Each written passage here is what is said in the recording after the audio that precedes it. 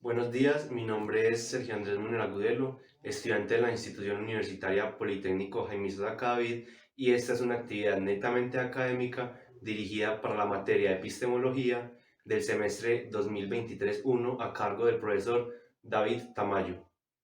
Empecemos con una pequeña introducción de lo que es la actividad académica. Teníamos que coger un elemento de un animal, ya sea de su parte física, de su comportamiento, etcétera, y coger un libro o varios libros de un filósofo para juntarlos y así crear un juego que esté basado, por supuesto, en las partes del animal y en el pensamiento del filósofo. Entonces, para este caso, corresponde el lobo alfa de una manada, sus capacidades o sus características comportamentales y físicas como líder de la manada. Entonces, vamos a empezar explicando primero estas propias características. Nos dice acá que la primera es la protección de la manada. Pues claro, el lobo alfa es el principal protector de la manada al ser uno de los lobos más inteligentes, astutos y fuertes. Guía de la manada.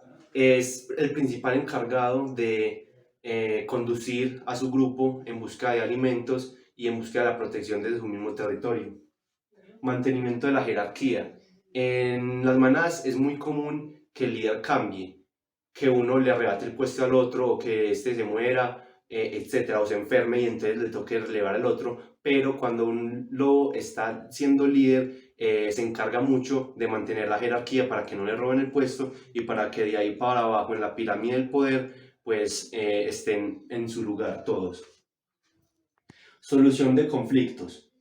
Tienen un comportamiento más dominante y agresivo. Debe tener la capacidad para adaptarse a situaciones variables. Todas esas características que estamos nombrando debemos ir memorizándolas porque ahorita cuando expliquemos el juego y las citas del filósofo van a tener una relevancia muy grande. Mayor habilidad de caza. Pues se ha visto que los lobos tienen la capacidad de alcanzar 65 km por hora y mantener una persecución por entre 10 y 30 kilómetros a una velocidad constante de entre 10 y 15 kilómetros por hora, lo que es una hazaña inmensamente poderosa. Los lobos alfa son los principales encargados de mantener segura una extensa zona donde habitan, que suele ser de 200 kilómetros cuadrados. Son muy territoriales. Cada manada puede tener a su cargo 200 kilómetros que deben mantener en su dominio. Supervivencia de la manada. Supervivencia de la manada. Las manadas suelen oscilar entre los 4 y los 12 individuos. Se han visto casos de hasta manadas de 20 y 30 individuos, pero es muy poco este número. Y normalmente están entre 6 a 8 lobos. Y precisamente nuestro juego va a tener 7 participantes por equipo. Listo. Ahora que explicamos un poco sobre las características tanto comportamentales como físicas que reúnen la mayoría de los lobo alfa en una manada, vamos a pasar al filósofo, que es Friedrich Nietzsche. Vamos a dar una pequeña introducción solo para el contexto del juego y de la actividad. Friedrich Nietzsche fue un filósofo, filólogo, músico y poeta alemán muy influyente para la filosofía y la literatura contemporánea. Nació en 1844 y murió en 1900, allá mismo en Alemania. Los expertos dicen que tuvo un gran interés y fue influenciada la filosofía de Arthur Schopenhauer y de Immanuel Kant, que cogió varios conceptos y varias formas de pensar de esos dos filósofos para él crear su propia filosofía.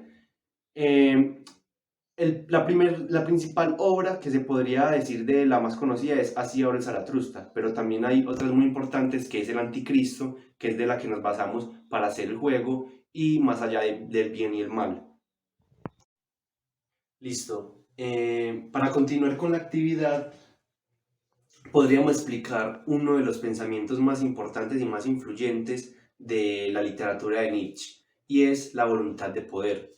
La voluntad de poder se ve inmersa en demasiadas partes de sus libros, tanto así que en Más allá del bien y el mal y el Anticristo ocupa la línea central de su escritura.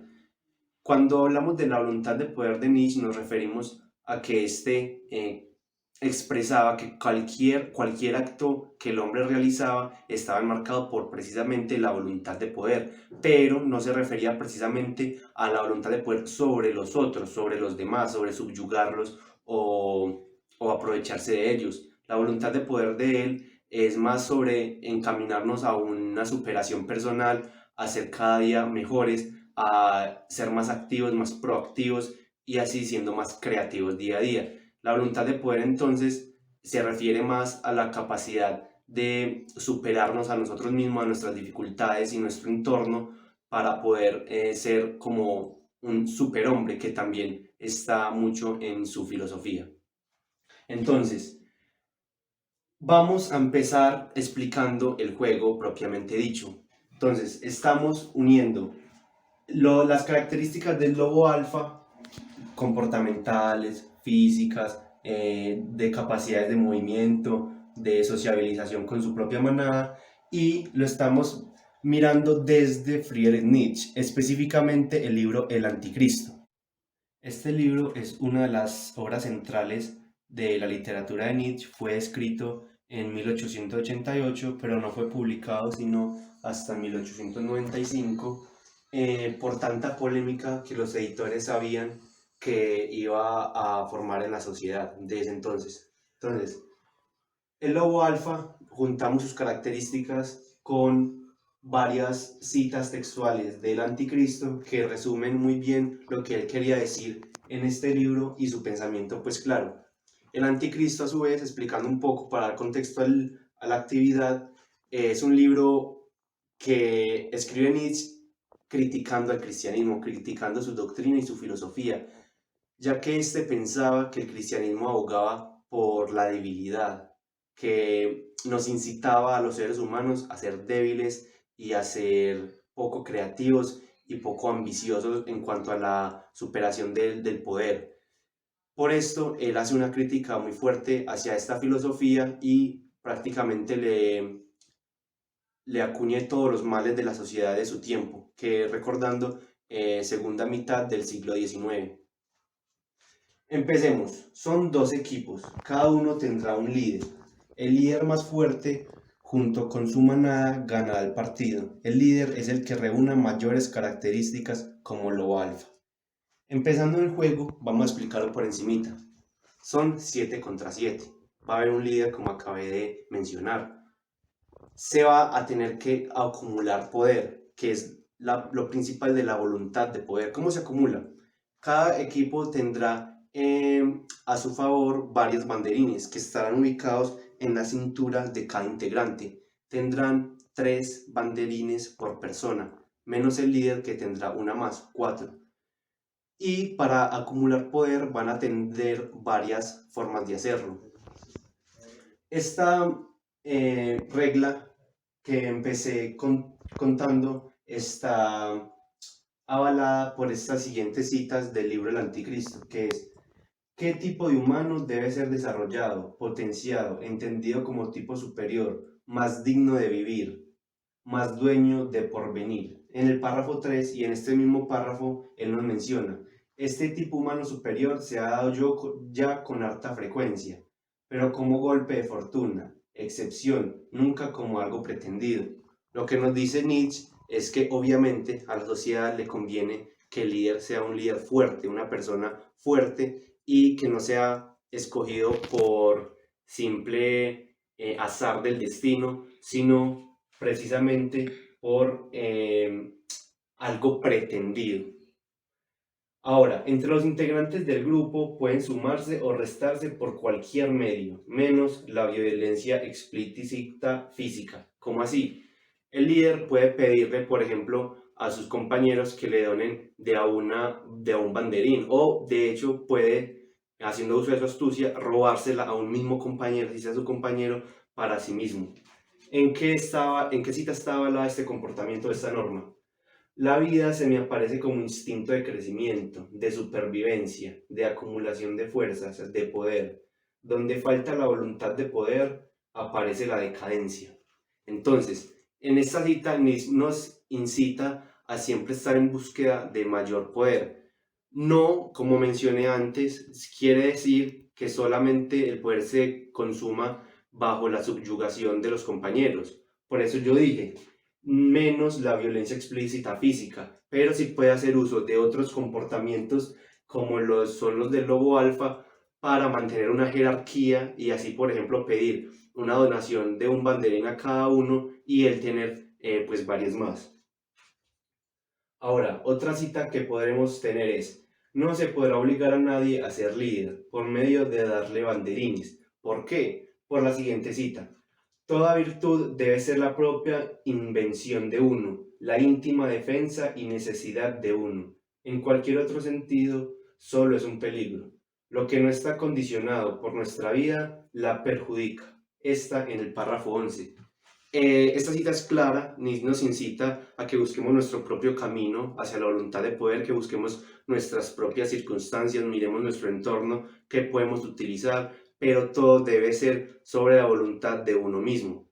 Dice muy claro en todo el libro que cualquier cosa que provenga de la afuera, que provenga de voluntad ajena, no es voluntad de poder, no es lo debido, no es lo que uno como ser humano intentaría hacer. Ahora vamos a empezar dibujando el terreno de juego, dándole como más énfasis en qué se va a hacer. Ahora, lo primero que queremos explicar es los banderines. Los banderines pueden ser pedazos de tela que nos vamos a ubicar en la resortera de los pantalones, en la zona de la cintura, como lo pueden ver en la imagen. Cada integrante contará con 3 desde un principio, menos el líder que contará con uno más, con 4. Entonces, dentro del mismo grupo y hacia el contrincante se pueden robar los banderines. ¿Cómo lo pueden hacer? Simplemente con la velocidad y la agilidad de arrebatarle un banderín si es el contrincante. Solo se puede llegar rápidamente, por ejemplo, por la espalda, sigilosamente coger el banderín y apropiárselo y ponérselo uno mismo. Dentro del mismo grupo, como habíamos mencionado en las normas, se puede intercambiar banderines. En todo momento el líder va a estar variable, como en el lobo alfa. El lobo alfa no es eterno en la manada, puede durar unos meses, unos años o unas semanas. Si llega otro integrante más astuto, le roba 2 banderines y queda en superioridad, pues ya este va a ser el líder de la manada, que al final del juego va a ganar. Ahora, expliquemos el terreno de juego y más formas de ganar poder y ganar banderines. Tenemos que es una base abierta, un campo abierto parecido al de fútbol, por eso tenemos que de largo 107 metros y de ancho 70 metros. Esto buscando que sea un terreno amplio en el que se pueda correr y las distancias entre 7 personas sean muy grandes, basándonos en que hay habilidades del lobo alfa que corresponden a poder ser muy veloces y mantener una carrera por mucho tiempo y en una distancia muy prolongada. Por lo cual, una cancha parecida a la del fútbol con 7 versus 7 se hace un terreno muy extenso. Cada equipo tendrá una base. Esta podría ser la base A y la base B. Esta base mide 6 metros de ancho y 50 metros de largo. Estará ubicada en la esquina o en el fondo de cada terreno de juego. Desde ahí empiezan. Entonces, habíamos explicado que podían obtener poder o banderines por medio de sus compañeros y arrebatándoselos al contrario sin hacer uso de la fuerza explícita. Pero también tenemos acá los retos. Hay 4 tipos de retos que son de fuerza, por equipos e individual. Por equipos es jalar la soga. Todos tendrán que apoyar o a decisión del líder de la manada si van todos o se dividen. Individual es una competencia de pulso. Hay retos de velocidad. Por equipos es una carrera de relevos y individual es una carrera de 100 metros planos. Hay retos mentales, otra vez, tanto individual como en colectivo o en equipos, que es individual armar un rompecabezas de 10 piezas, colectivo de 50 piezas. E intelectuales es una trivia de preguntas de cultura general. Individual son 10 preguntas, en colectivo son 50. ¿Dónde estarán ubicados estos retos? En el mapa podemos ver unos círculos con unas letras. En la parte más cercana de cada base estarán ubicadas las zonas de los retos individuales, pero del equipo contrario, como así. De aquí salen los de la base B, pero no pueden hacer uso de esta base cuando quieran retar a otro contrincante. Tienen que cruzar todo el terreno y hacer uso de estas bases que están ubicadas cerca al terreno de ellos. ¿Por qué? Los lobos, al ser tan territoriales, buscamos que intenten adentrarse en el territorio enemigo para hacer uso de sus retos. Entonces, los de las esquinas son individuales.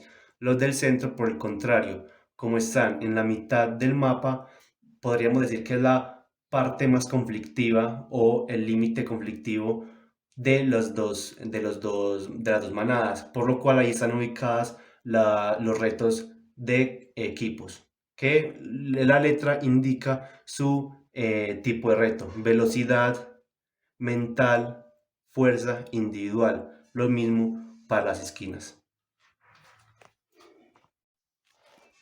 Ahora, faltan unas normas, unas reglas que nos falta explicar, y estas son: si un integrante se queda sin banderines, el líder del grupo puede decidir si darle un banderín para continuar o sale del juego. ¿Por qué? El lobo alfa, al tener que proteger la manada, se han visto casos que pueden, entre comillas, sacrificar a un lobo enfermo o muy viejo para que no corra peligro las otras 6 o 7 individuos de la manada. Además, en el libro del Anticristo, en el párrafo 7 tenemos la siguiente cita: se llama el cristianismo la religión de la compasión. La compasión es contraria a los efectos tónicos que acrecientan la energía del sentimiento vital. Surte un efecto depresivo. Quien se compadece pierde fuerza. Por eso nos avalamos y podemos decir que tiene la capacidad de echar a un integrante del grupo o de la manada si se queda sin banderines. Otra es: el equipo que retó al otro y el individuo que retó al otro empieza respondiendo y empieza armando rompecabezas. ¿Por qué? Porque en el primer párrafo Nietzsche empieza diciendo: ¿qué es felicidad? La conciencia de que se acrecienta el poder, que queda superada una resistencia. Entonces, estas ganas de superar una resistencia, estas ganas de retar al otro, de ansiar el poder, hace que se le premie a esta persona con que puede empezar en los retos de intelectual y mental. Ahora, la última es: ningún integrante podrá negarse a los retos. Si se niega, perderán los puntos respectivos del reto, ya que esto significaría pasividad y no la búsqueda de poder. Recuerden que si hacemos un reto y ganamos, le quitamos un banderín, pero eso es individual. En colectivo, si hacemos el reto colectivo y ganamos, cada integrante de ellos nos donarán un banderín. Ahora, la cita que avala este comportamiento, esta norma es: ¿qué es malo? Todo lo que proviene de la debilidad. También en el párrafo 1. Por eso, al demostrar debilidad, nadie se puede rehusar a hacer un reto. En cuanto a la duración, tenemos que está dividido en 3 tiempos: un primer momento de 25 minutos, un descanso de 5 minutos y un segundo tiempo de 30 minutos, que nos da un total de 1 hora. Al finalizar la hora, el integrante que tenga más banderines para sí ganará junto con su equipo, por lo cual puede pasar que la base B tiene un integrante 10 banderines y el resto tiene día 1, por ejemplo, pero en la base A tienen todos día 3, 4, 5 banderines. El que gana siempre es del lado que tenga el lobo alfa, que tenga la persona con la mayor cantidad de banderines. Para finalizar, rememoremos lo que se hizo. Se leyó a un filósofo, en este caso específicamente el libro El Anticristo de Friedrich Nietzsche. Con la lectura teníamos que basar un juego que tuviera elementos de un animal. El animal fue el lobo alfa y el elemento fueron sus características comportamentales y físicas como líder de la manada. Juntando estos dos elementos se crea un juego nuevo que sea sustentado por las citas de Nietzsche y que corresponde y que tenga elementos del lobo alfa.